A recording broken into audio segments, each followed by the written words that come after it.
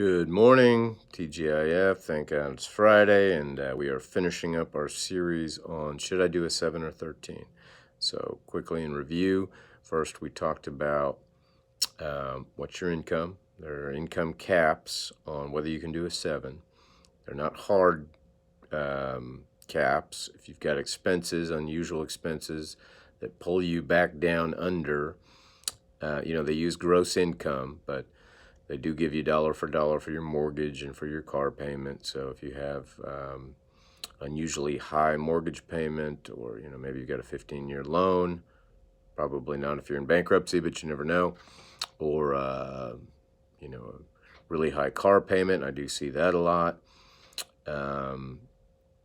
If you're going to keep those things, you can't use those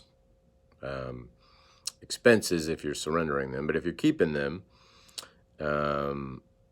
those may pull you back down under. Or if you have unusual medical costs, out of pocket, those kind of things can bring you back. But if you're too far over, let me also mention Social Security does not count toward whether you qualify. So you can often get in if the majority of your income, or a good chunk of it, is Social Security. But you still have to calculate your disposable income on what I call the back end. So, you're still going to need expenses to meet it. If you have a lot of disposable income left over due to your Social Security, still got a problem. So if you get past that, then you look at, do you have unsecured or secured debt? If you got unsecured primarily, and if you're current on your secured for what you want to keep, or if you're surrendering your collateral, by all means, if you qualify, do a 7. Cut and run, done. If you've got secured debt, however, that is behind, for example, your home or your vehicle or anything else that's properly secured, and that's another thing to check with your attorney, whether something's properly secured. Second mortgages and things like that can often be stripped off, so we'll talk about that another time. But if you're behind and you want to keep that house or car, got to do a 13. There's not a method to cure that arrearage in a 7. So once you clarify and determine what you need to do as far as your income and the nature of your debt is unsecured or unsecured, then you look at, do you have non-dischargeable debt? If so, will a 13 help you lock it in and freeze it? IRS debt.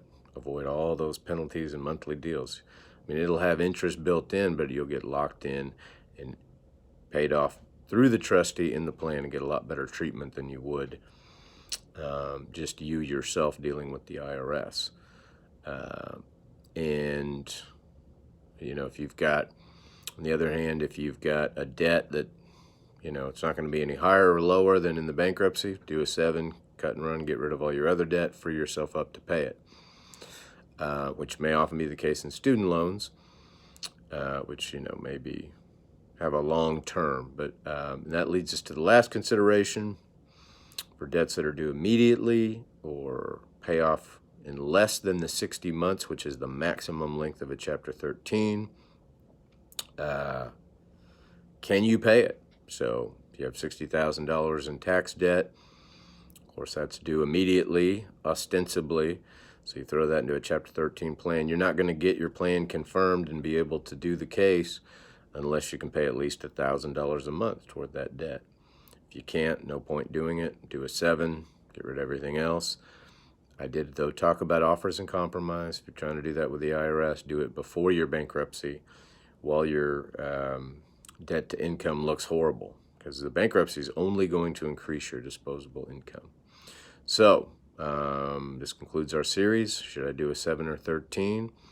I'll be back next week with something else. And in the meantime, you can always reach me, 188-DEBT-LINE, Edward Kelley, or at edward@wirthlawoffice.com, WIRTH lawoffice.com, or on Facebook, our group Oklahomans for Debt Relief. Have a great weekend.